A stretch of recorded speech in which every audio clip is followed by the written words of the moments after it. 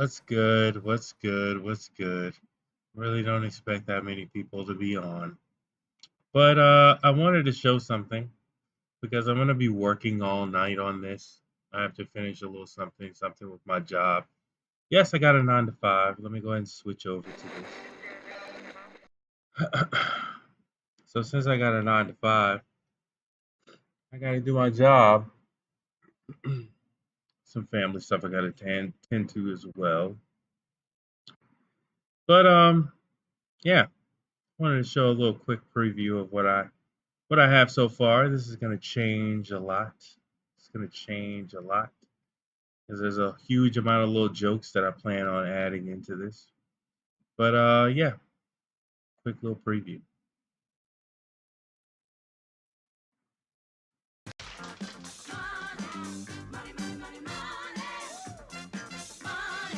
Brothers and sisters, welcome to America's only prime time spiritual experience. Just open up your hearts and your pocketbooks, cause here comes your host, the one, the only, the divine James L. White. Thank you.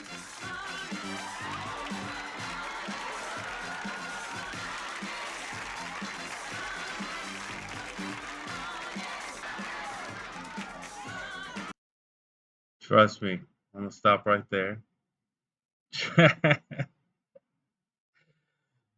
I got to do a large amount of movement maps. I got to do a large amount of movement maps.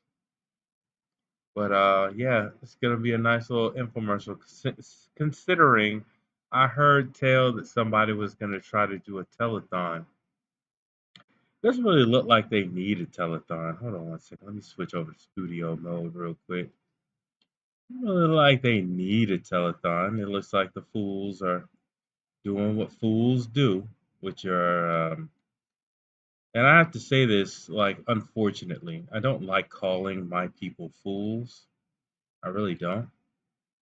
But when there's no other word to be used, right? Um, when there's no other word that you can use in order to describe this. Hold on, let me see if I can correct this. It doesn't allow me to switch over. That's fine.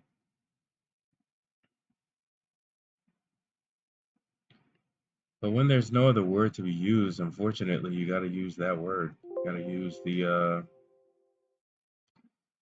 use the word fool to represent a fool. So let me switch over to this, which means let me switch over to this. So unfortunately, which is not a surprise. It's not a surprise, right? But unfortunately, it looks as though this is where they are on fundraising. So it seems like, you know, there's various ways to explain this, right? You could have natural donors donating at right, sub $50,000 levels, right? You could have that, right? You can have a large amount of people on their, well, it's not their payday, so it's just a large amount of people naturally donating. But unfortunately, what this means for anybody who claims to be FBA in my book, it just means that you're the lowest level of intelligence in Black empowerment, right? You and B1, anybody who throws up B1, and anybody who throws up FBA, I automatically can tell that you are the lowest form of intelligence in Black empowerment. I don't think you're actually in Black empowerment. I think you run counter to Black empowerment. It's just that you think that you're actually doing things while you run in circles in a maze like a rat, like an experimental rat. You think that you're doing things that are supportive of Black empowerment, but you're actually doing shit that's actually very, very detrimental. So I call this era of Black empowerment or Black disempowerment, which is the attempt on people's side, like Tariq, um, Night School Truth. Um, uh, I'll come up with a name for that bitch. The bitch. I'll just call him the bitch. Fuck it. The bitch. Um, those individuals actually run counter to black empowerment. But as of right now, it looks like they may squeak out getting the money. We'll see how the final dollars come in. We'll see whether or not these actually get activated. But, you know, as I said before, as I explained before, comedy is a very, very, very powerful tool of exposing truth. And comedy, if well used, is a very, very, very, very, very sharp surgical knife to any sort of ignorance, right? Yeah, exactly. Um, yeah, it's not a good thing. Like Manny, I've never thought of myself being in a position where I'm looking at black people, potentially black people. I don't know the actual details of this, right? Because Indiegogo doesn't really care. They just care about whether or not they are co-branded as the name of funding black projects. That's all they really care about. I mean, if these are natural donors, then Tariq Nasheed missed out on an opportunity to actually have this donation process be done through his own website. But I think he knew that he didn't have a reputation that would engender that many people to donate to him on his website. And so that's the reason why he used Indiegogo. But I never thought that I would be in a position where I would be rooting against a black man in generic terms, a black man raising money within the black community successfully for a project, right? But I see so many obvious problems with this. It's not just this, right? And that's the reason why this is the case. Let me show it again for those who didn't see it. So this is the reason why I'm doing this as a means of parody, right? Let me show it again.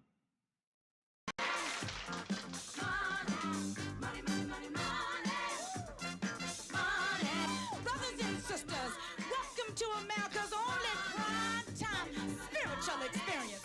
Just open up your hearts and your pocketbooks, cause here comes your host, the one, the only, the divine James L. White. Thank you.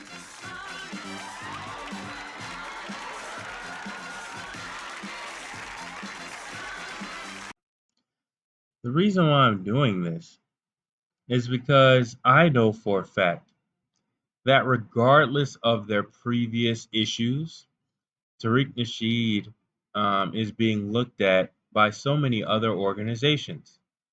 Um, Yvette and Tone, we can't forget that they were friends with Tariq Nasheed. Obviously, Night School Truth and the Bitch.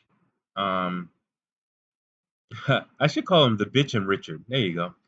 The Bitch and Richard, since he loves talking about Richard Spencer so much.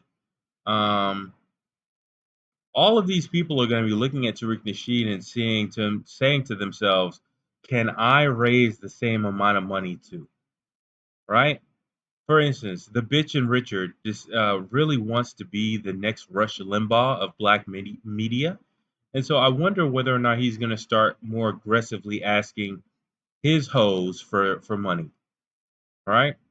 I wonder whether or not Night School Truth is going to stop doing video essays, and instead of doing video essays, whether or not he's going to actually just try to see whether or not he can grift as well. And in my opinion, grifting, or my definition of grifting, um, is basically taking money from disadvantaged people and not necessarily providing them with a particular service that's beneficial to them long term. Um, Somebody, again, in New York donating to a museum in California is not typically going to benefit. And so all of these other people, Roland Martin, he's going to now know that $1 million is available amongst his audience and listenership, right? Or at least he's going to assume so, right? Who else? Kwame Brown may try to fundraise. Tommy Sotomayor may try to fundraise. Um, who else? Riza Islam may try to go mainstream with his and try to get some money, right? Umar Johnson definitely is going to try to fundraise again for the umpteenth thousand time, even though in his case he does have concrete things to show for the amount of money that he's putting in. And again, it does definitely help the community. It again is out of order. It's out of order. It doesn't help the community if you're charging for those students to go to that school and they don't have reparations enough to be able to pay you, right? And so all of these other people are looking at Tariq Nasheed as the father of the micro cult. That's what I think this is, an age of micro cultism, where you have hashtags sort of um, sort of um, sort of substituting the name like Branch Davidians and everything else. They're still cults. They're still um, cults of small nuggets of truth surrounded by lies and mental manipulation, right? I even think that there was a time where Tariq Nasheed, I'm fairly confident, was telling people, well, you can't be listening to your family if they own some craziness, right? You're gonna start hearing more of those overt tactics because in order for you to maintain a followership who's willing to donate that amount of money, which is what these people are going to realize, right? There's some pimp tactics going on. I think somebody in the comments tried to say that the 48 laws of power was Tariq Nasheed's Bible, right? And I think he's read that to a certain degree. But if you want me to be honest, my belief is that this is his Bible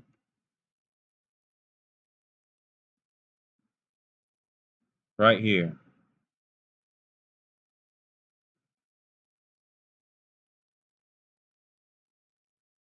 Hold on. This is his Bible, in my opinion. This is Tariq Nasheed's Bible. Not Trick Baby. It's Pimp Story of My Life. No. Yeah, this book. That's his Bible. That's his New Testament. That's who he prays to. And if you really honestly want to ask him what his ultimate movie project would be, it would be trying to do either a documentary on Iceberg Slim or trying to adapt a movie with this book in mind as his base coat. This is Tariq Nasheed's Bible right here, right here. This is in my opinion who he prays to, and unfortunately for these people, I wish it was 670, but it's not. Unfortunately for the backers who did back this project, um, they ushered in a wave of shit that they really have no idea that they did. Right? And now you see this person switching over to this. Oh Lord. Right? So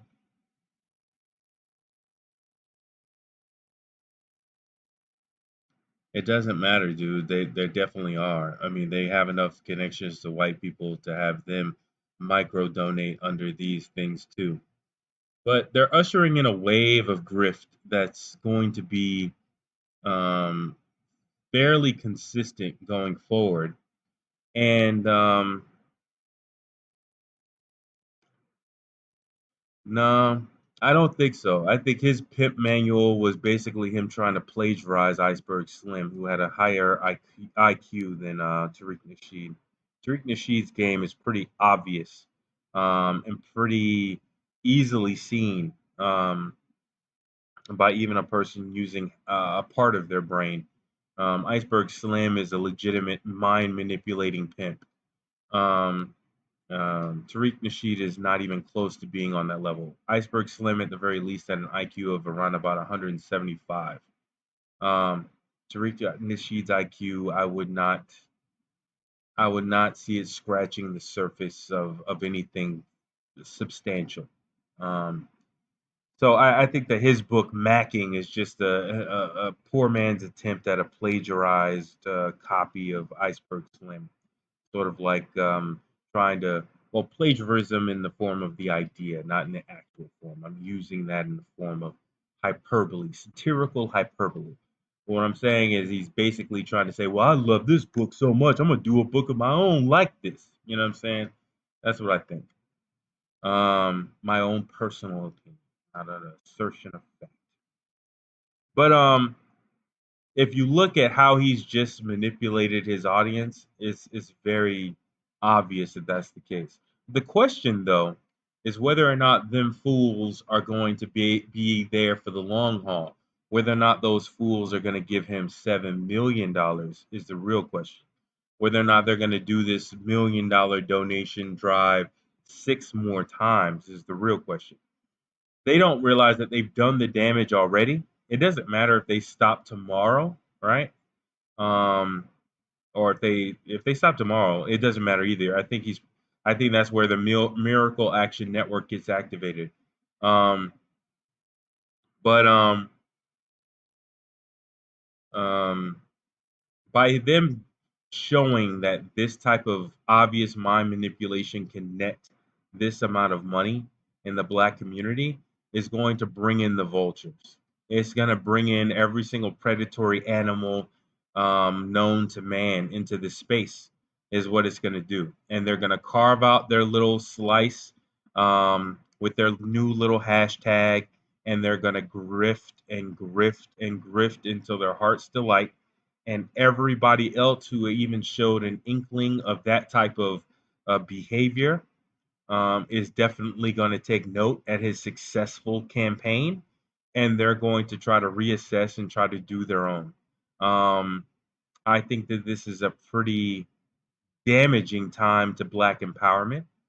I think obviously this is going to go away, but we all have finite lifespans.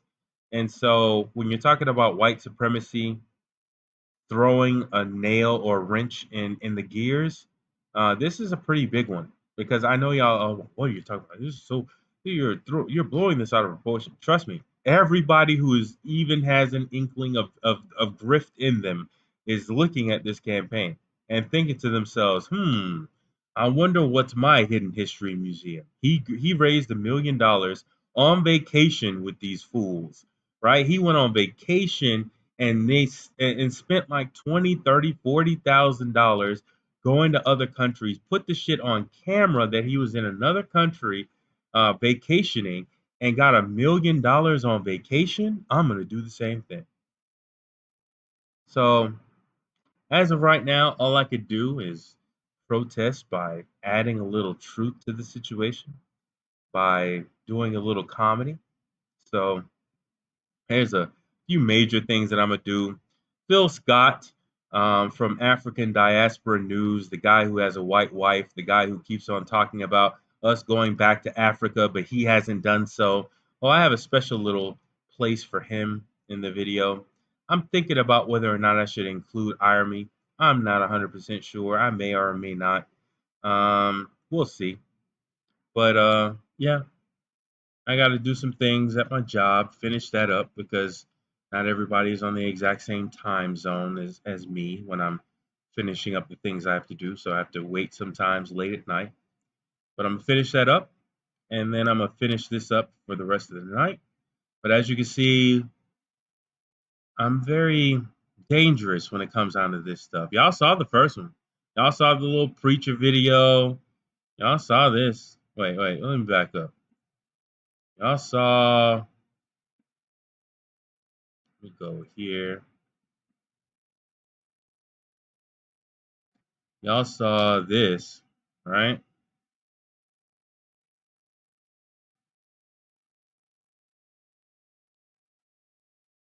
Yeah, y'all saw this video. That was a very simplistic video. I did it in Lightworks. Had to basically go frame by frame in order to match the head. Then y'all saw this video, a little bit more advanced so far as that is concerned. And now you're seeing this other video, and you're now seeing me getting into motion tracking.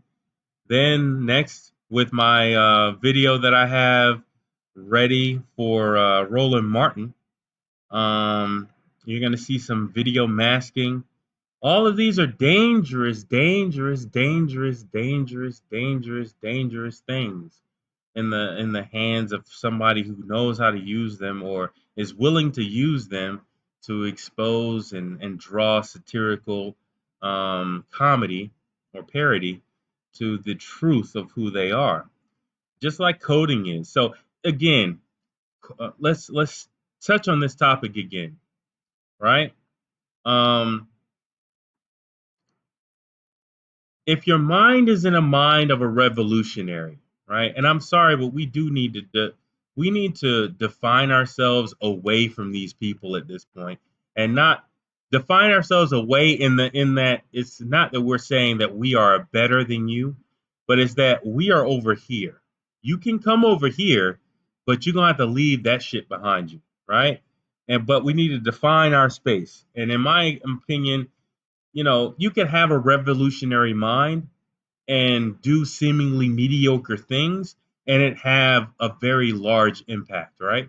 If I'm if I'm a lunch lady at a cafeteria, right?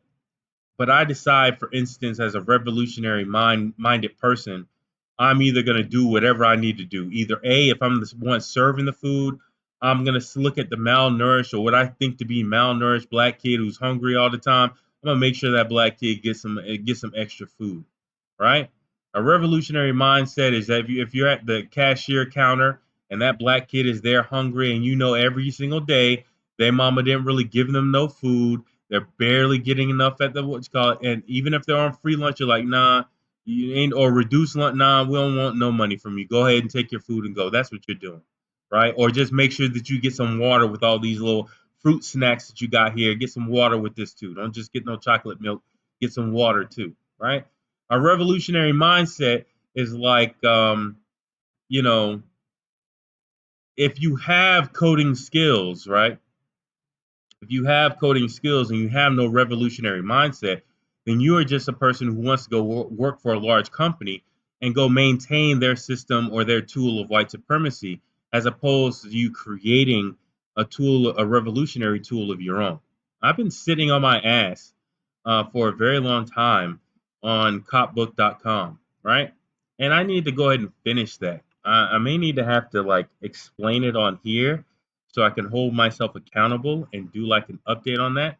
But eventually, I need to take out some time to handle that. There's a couple of things I'm handling right now. There's a couple of things I'm dealing with juggling. Trust me, I'm juggling a lot. But I need to carve out some time for that too.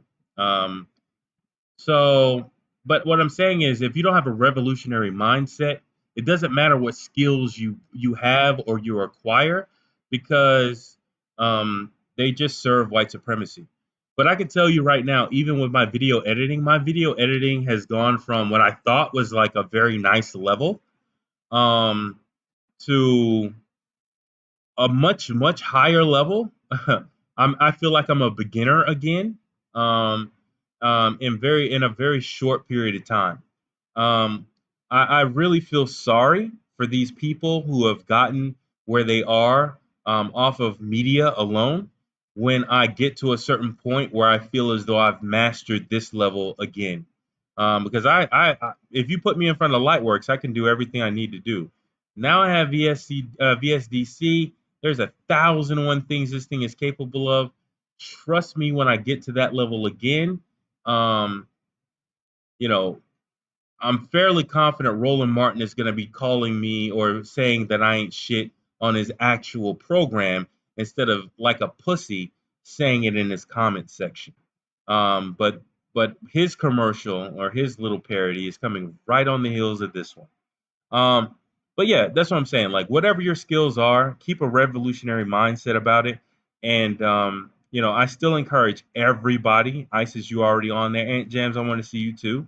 You know what I'm saying? I encourage everybody to use this free $75 a month service that YouTube puts out called Livestream. I expect everybody who is a revolutionary, I don't care if nobody's seeing your shit, at least if you put a comment on my video that you're putting out content, you will have at least one subscriber and one regular listener. And me, I don't know if that was my phone ringing. Probably was. But you will have at least one subscriber and one regular listener in the form of me. But I expect everybody to use this free $75 a month service that YouTube and their monopolistic asses. By the way, pause for the cause. Fuck YouTube, you janky co-publisher. You kiss my fucking ass. All you little bastards on here trying to flag for content when you know damn well fair use covers all of my shit, right? You can suck a dick, kiss my ass, and read the transcripts so that you can always hear that shit ringing your ears for all eternity. Fuck you, YouTube. But anyways, in the meantime, you should definitely use this free $75 a month service that they have for live streaming almost infinite storage space videos and put out your thoughts and feelings on whatever topics you have. Um, but again, everything's just like to James Brown, everything's a drum. Uh, yeah, it's Vimeo. Vimeo. If you wanted to do live streaming on Vimeo, it's $75 a month. So that's the equivalent value that YouTube has if you use their streaming service. So if you're using the free streaming service on YouTube regularly, since it doesn't have like a 7 terabyte cap on the data, since it doesn't have any caps on whether you're doing HD streaming, all that stuff, right? If you were to try to do the same thing on Vimeo, it's $75 a month. So everybody who is in this space of black empowerment, black revolutionary empowerment, or when it comes down to focusing on reparations, I encourage all of you to definitely download OBS and use YouTube as much as humanly possible because you're getting the same $75 a month service for free, right? You're getting it over here for free. Trust me, I proudly pay. I think around about $200 a year because what I could post on Vimeo so far as my real creative content, so far as my music is concerned, like again, one file, for instance, that video you like, Isis, African Rain, right? That you know how many versions I went through that shit. There's the final version is on Vimeo. That's a 5 GB file. The music file alone is 121 megabytes. The actual file is upscaled to 2K and it's 5 GB large, right? So I can put all of that over there. And when I put it up on Vimeo, unlike YouTube, they don't fuck around with the audio quality and do all sorts of stupid shit with it. So it's actually what I want to actually represent, and I'll proudly pay for that. But I looked at Vimeo also for streaming, and Vimeo is $75 a month for streaming. So I'm not doing that, not right now. But yeah, that's how much you're getting. That's how much the service is for free, basically, on YouTube. If you wanted to compare it to somebody else who's offering the same type of service. So yeah, that's what I would suggest. Everybody who has a mind of this, put out your voice, right? Put out your voice as much as possible. But anyways, I got a large amount of things to do, guys. I wanted to jump on here real quick and let y'all see that. And hopefully it'll be prepared for tomorrow. If not, then that means I fell asleep. And if so, then it won't be out until round about the deadline of the end of the donation spurt. But I'm laughing, but it's a pretty sad day for Black empowerment, frankly. It's a pretty sad day that those hoes of FBA got taken. So it's almost like it is almost like that. It's like You watching a chick get beat up at the corner store, and you're seeing the whole thing happen, and something is telling you, don't get involved, don't get involved, and you don't get involved, and you get to see her turn around and try to resolve the relationship, right? To try to mend the relationship. You see the full cycle of the psychology of a battered wife type thing, where the person is beat up to a bloody pulp, and then all of a sudden they turn around and go back to the guy, right? Yeah, I've heard of Polite, um, and his snow bunnies. Yeah, I've heard about him. I thought he's out the game though. I thought he took his retirement. I thought he took his leave um, from from the game of Hotepism. Another thing that we don't talk about so far as Black empowerment, so far as somewhat educational but mostly distracting topics of the extreme Pan Africanist, um, Nuwapian, not Nuwapian, sorry. It sounds like a comedic word, but it's not. Uh, Hotep. Oh, for what? What did he get arrested for?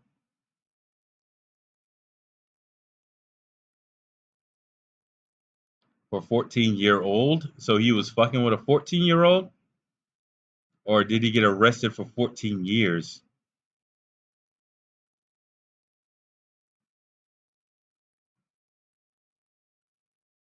He got a for what? What's going on? I don't understand. He got arrested for 14-year-old. There's no question he did it. He did what?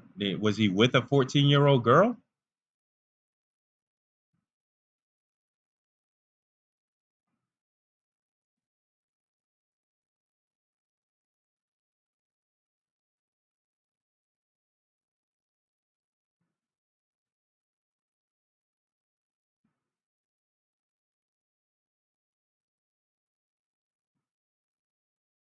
Ooh, damn. How the see? Oh Lord, boy, I tell you, there's conversations that need to happen, man. There's conversations that need to happen. Like, I don't think I could get into that right now, but there's conversations that need to happen. There's sort of a blunt conversation that I need to happen, that I need to talk to people about, or talk to mostly men about. Oh hell nah. Ooh, he better be glad he's. See, listen, man. Listen, listen. I gotta say this. I gotta say this, and it's gonna be classified as a death threat. It really is. So if you want to go ahead and hit that report button, go right ahead and hit that report button and let Steve, my handler at YouTube, know. I have an ex-wife. My ex-wife has my daughter. If she ever is stupid enough to allow any of her boyfriends around my child to the point where they sexually assault my child, um, I am definitely going to jail over that. I am 100% going to jail over that. Whoever touched my child, whoever laid a finger on my child, I am definitely going to jail over that. I can tell you that right now. I can tell you that right now. Like, um, I think that I think that first and foremost, mothers of children need to understand that they have to realize that there's a father involved, regardless of what they think the involvement of the father is. They are risking many people's lives by putting someone's child in harm's way of so far as sexual assault. It's not just a situation where, oh my God, I like this guy. He's so aggressive and all this other little bullshit. Like, you really need to think about who you will let around your children, straight up. Because, you know, I will proudly lay my life in the I will dig my own grave. I will pick out my own casket, and I will gladly consciously go out of this world over my child. Um, and I think somebody thinks that because my participation is at a certain level, that is not the case. That is definitely not the case. I will gladly lay down my life. And some raggedy ass boyfriend putting their hands on my child in any way, shape, fashion, or form will definitely get me to that point. I'm gonna tell you that right fucking now. So if he did do that, I think that he should be very glad that he is safely and securely in custody. Me personally, I think that he should be, if Polite, if the accusations against him in that regard, if those accusations are correct, then he should be very thankful that he is alive and in custody. That's what I would say. Because there, regardless of whether you think that child's father is involved in that child's life, um, there are men who don't have to be in that child's life who will gladly be like, oh, such and such did what? Okay, it's time for me to die today, or it's time for me to go to jail today. So he should be very thankful that he's in custody, that he's in protective custody. He shouldn't think of himself as being arrested. He should think of himself as his life is being guarded if he truly has did that. So again, if somebody wants to report me to YouTube for that, you go right ahead and do so, sir and ma'am. Because I'm gonna speak very bluntly about that. That is one of those things that's in the back of my mind that I just don't think about. I really just don't think about because it's very dark, right? But let me tell you like this, man. I'm gonna say something else. I'm gonna even add something else because I gotta add something. There was a girlfriend I had, right? And this is post divorce. This actually happened a couple of months ago. Me and her, we were going to move in together. I've known her for like maybe 2.5 years, right? And she has a child, right, by another man, and she didn't necessarily have a good relationship with him. And I told her, I was like, well, before we move in, like, before we move in, you need to, like, talk to this child's father. He needs to know about me. I need to know about him.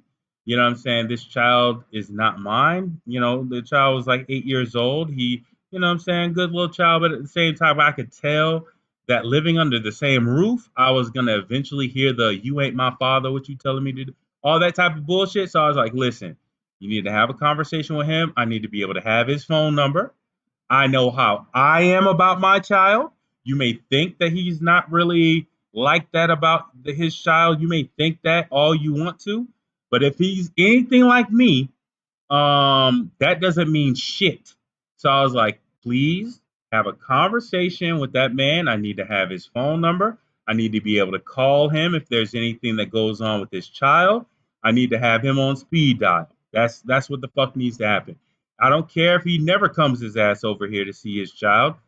I'm gonna be talking to him about his child, right? And I know also as a man on man type situation, if I'm talking to another man about his child on a regular basis, he's gonna want to bring his ass over to at least see his child, right? That's just something in a man, right?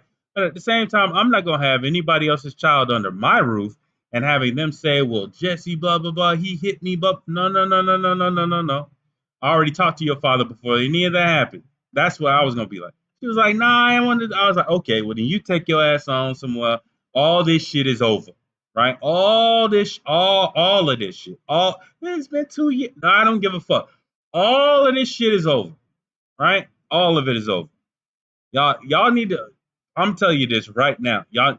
If you're gonna go into a house, this is the only solution I have for single motherhood.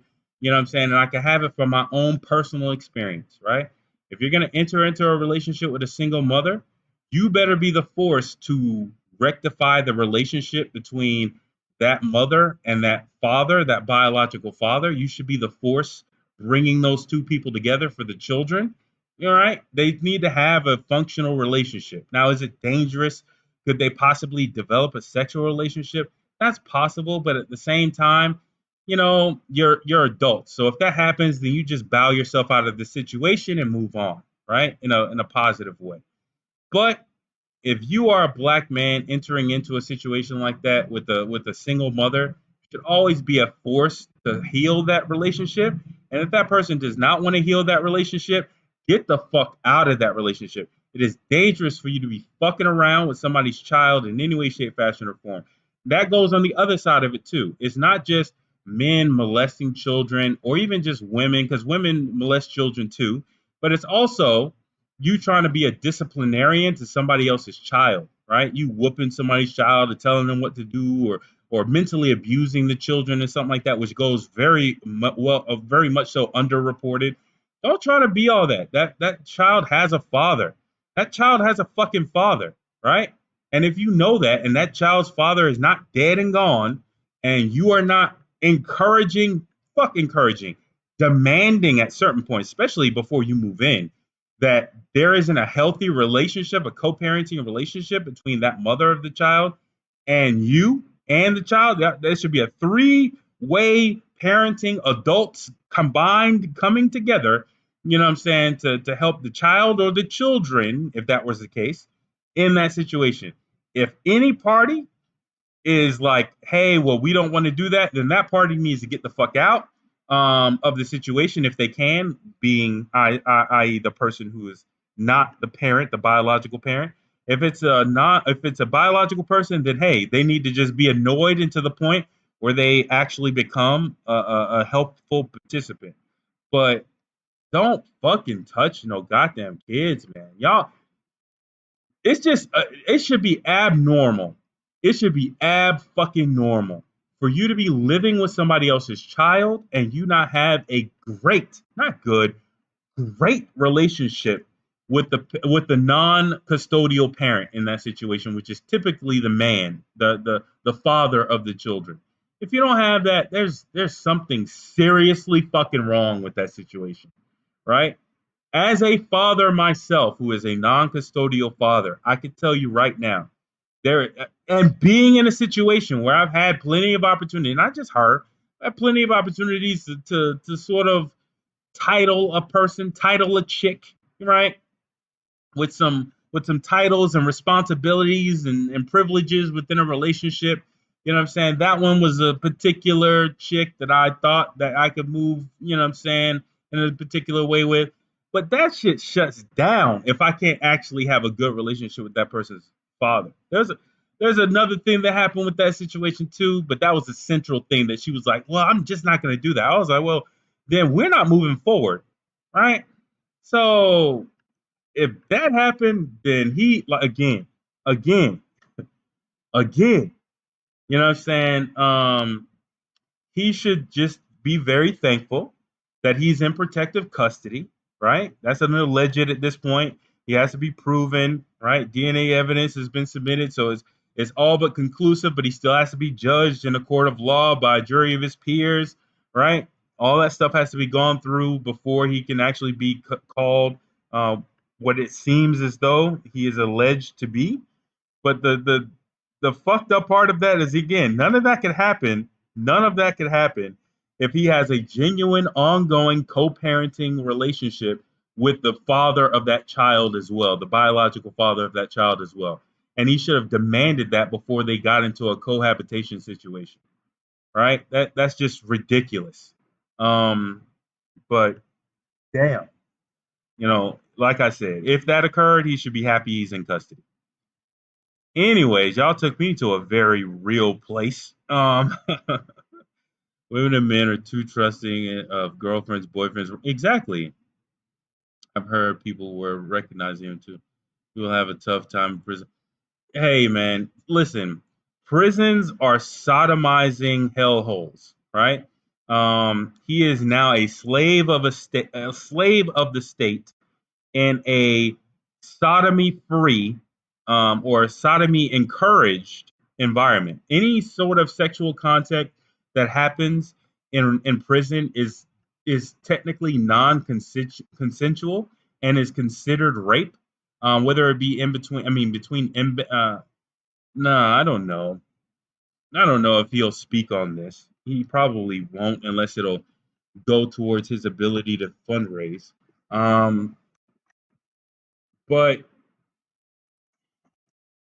I just don't know. I don't know, man. It just seems that seems like a hell fucking no. That seems like a hell fucking no. But you know how people go. If they can get away with it, or if they think they can get away with it, or if they feel as though they have enough power, they'll try it anyway. So, anyways, guys, I just wanted to show that real quick. Um, what I'm working on. I'm gonna get back to work here and go from there. But we'll see how it turns out when I'm done. All right, talk to y'all later.